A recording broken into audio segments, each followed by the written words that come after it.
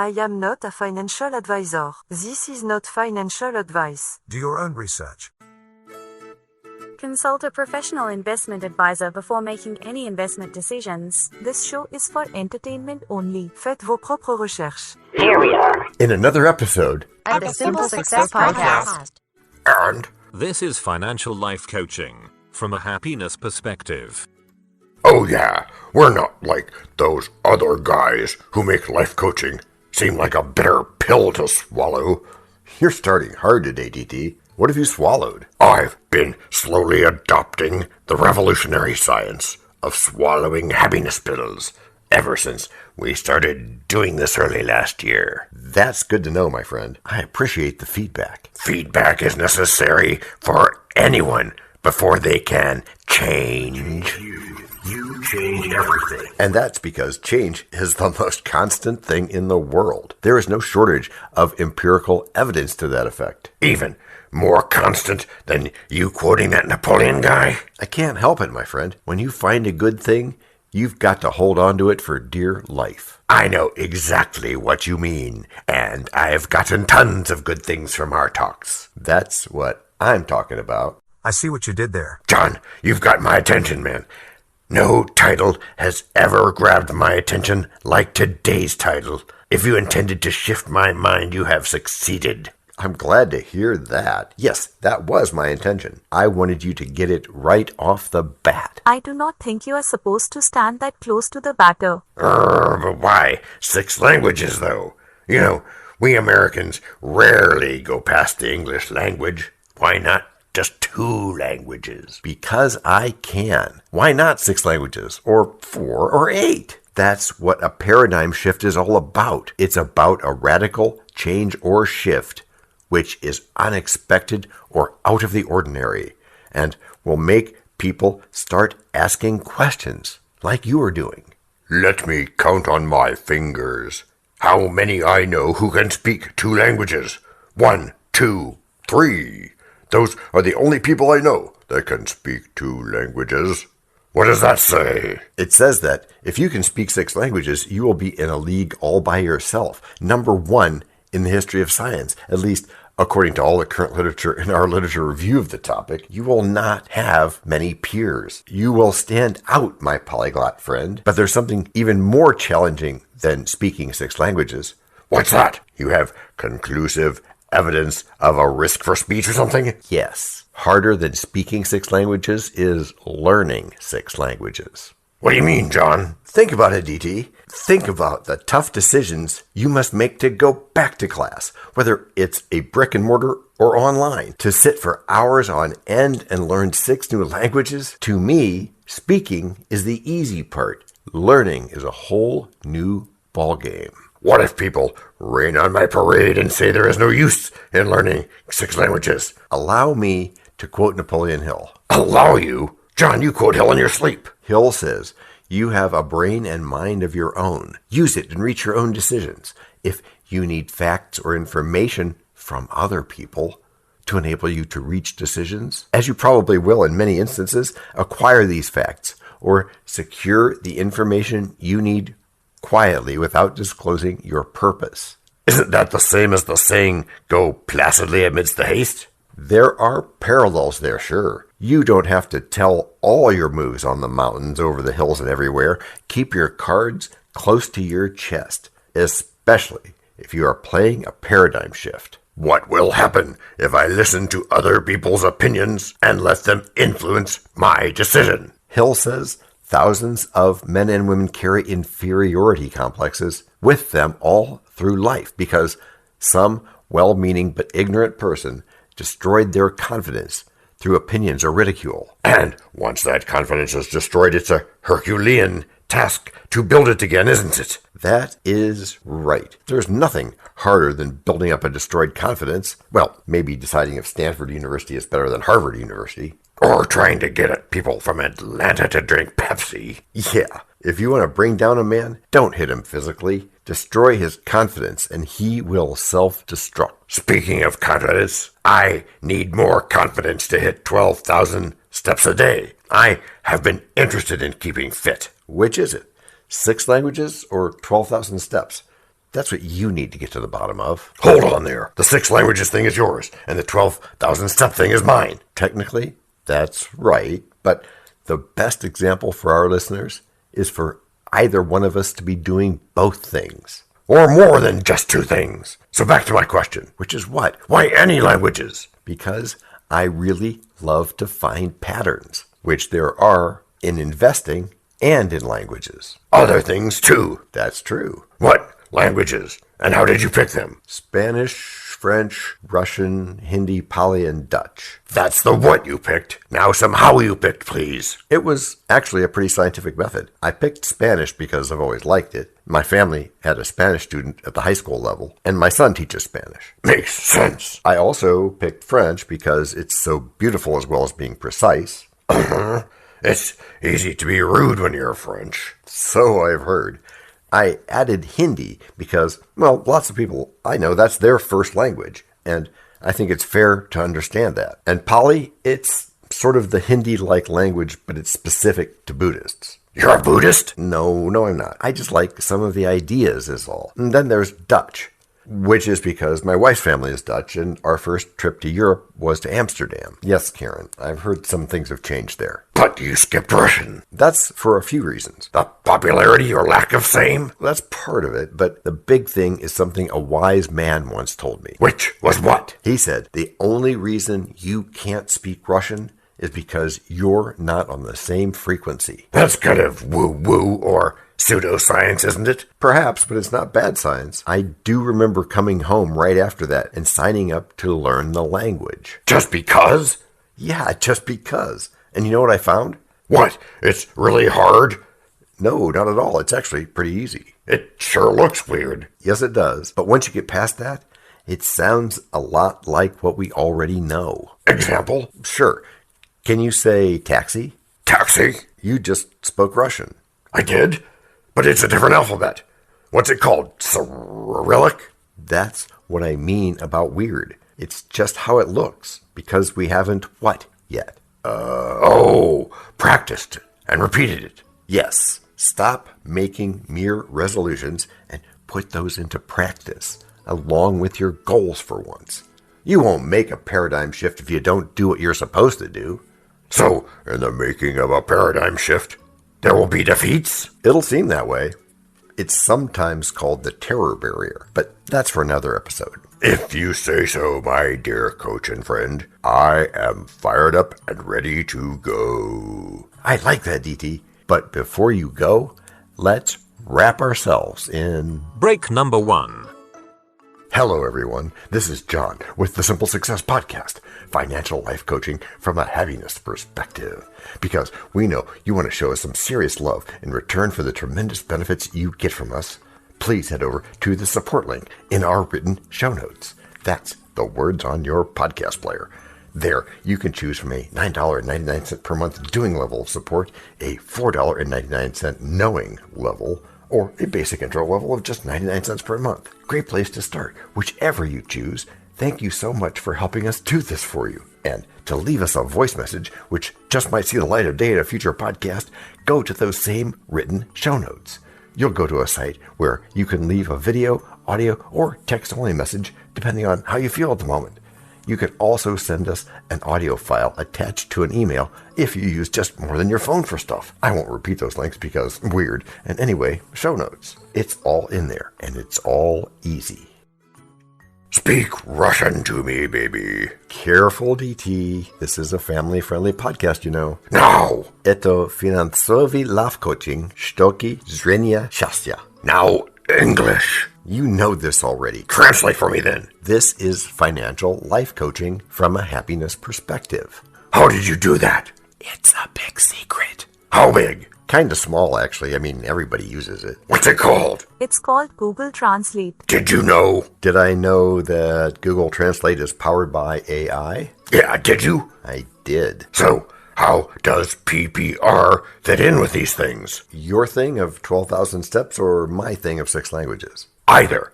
Both. We merged them a few minutes ago, I think. Yes, we did. PPR fits in because, well, yes, the patience part, the first P. I'm listening. I signed up for that Russian course about 4 years ago. And you can speak for days now, right? With Google Translate, sure, but not just with my human brain. Still what? I can say and read a lot more now than then. Because you... 2 things. I practice about 10 minutes a week, and I'm patient. 3 things, really, because I'm sure you've repeated 1 or 2 things. Sure. Okay, fair. That's normal science, which explains the 12,000 step thing. How?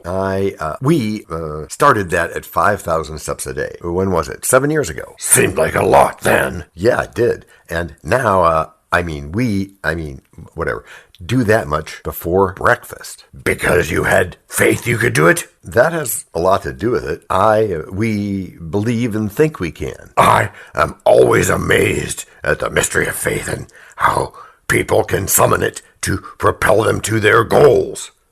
Do you think it has a role to play when I am making a paradigm shift? It certainly does, DT. Faith is a state of mind which may be induced or created by affirmation or repeated instructions to the subconscious mind through the principle of auto-suggestion. Napoleon Hill core detected. Venus not artificial, is she? Can't say for sure, which means she passes the simple success version of a Turing test. How do I develop faith? Here's how you do it. Repetition of affirmation of orders to your subconscious mind. It's the only known method of voluntary development of the emotion of faith. Repetition of affirmation of orders to your subconscious mind. Another quote. I got your back there, Vina. This R word seems to be everywhere, John. And it should be, my friend. Do you know what good happens to your subconscious mind when you keep repeating, I will do 12,000 steps every day, come rain, come shine, or whatever is your goal? You are feeding your subconscious mind with supplements that no amount of money could ever buy. I wish I knew this years ago. I would be further ahead than I am now. Don't worry about that too much, DT. You are in the right place at the right time right now. And now that you know better, do better. On the other hand, if you have the knowledge and you do not use it, it will not help you. I second that. What is it that you are seconding? You know. Say it to me in Russian, baby. Пожалуйста, принесите мне. But first, break number 2. We know a lot about you already because we know ourselves. For example, we know that you know how to listen to our podcast. We also know that you probably know how to subscribe. So as soon as you're done with that, tell us your story. We have ways you can contact us. It involves a special link where you can leave us a message.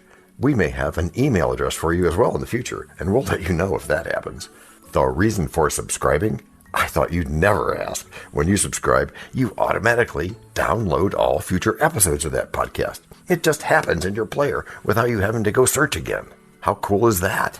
This means better rankings for the podcast, more attention from advertisers, and more money. And this means more and better stuff for you. So your motivation is simple and easy. Subscribe today, whatever app and from whatever place you like.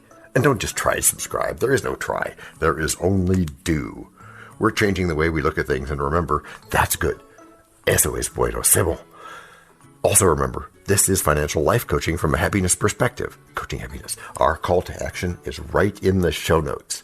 Find it, and you win too. Can I simple that? Por supuesto. Of course. Just simple it. Please make sure your seatbelts are fastened and your tray tables are in their upright position. And make sure simple is a verb like Google is a verb. Time sure does fly when you are having fun.